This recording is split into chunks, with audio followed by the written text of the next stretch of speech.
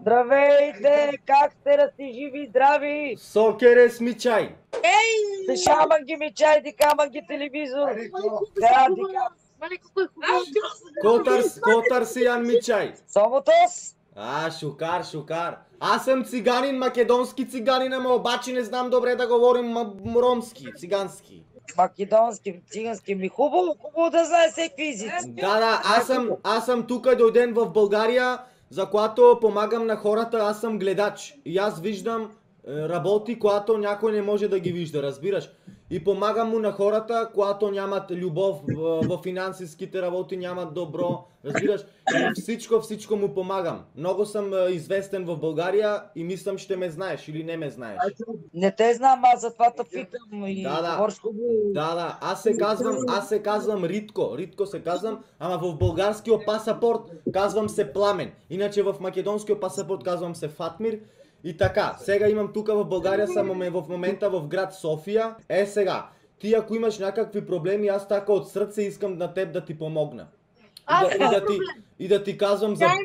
Не, аз не виждам на маленки, само над 18 години. Подкажи нещо за нас, какво може, например за мен. Аз мога на теб да ти казвам, ама ти трябва да си сама. Айде, отивам в друга стая, айде.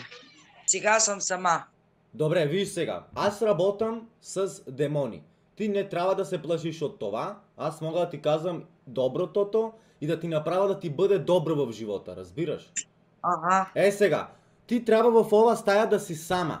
Разбираш? Няма никой сама съм, виж. Добре, и не смее никой да чува ние какво говориме, разбираш? Само ти трябва да знаеш. Сега кажи ми първо как се казваш. Галя.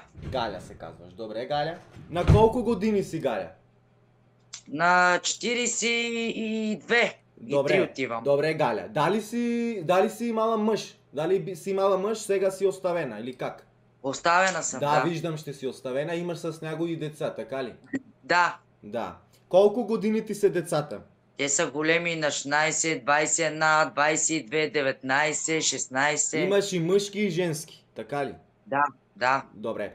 Дали сега си имала малко някакви проблеми с финансовите проблеми? Да. Дали това е решено или още идваш да го решиш това?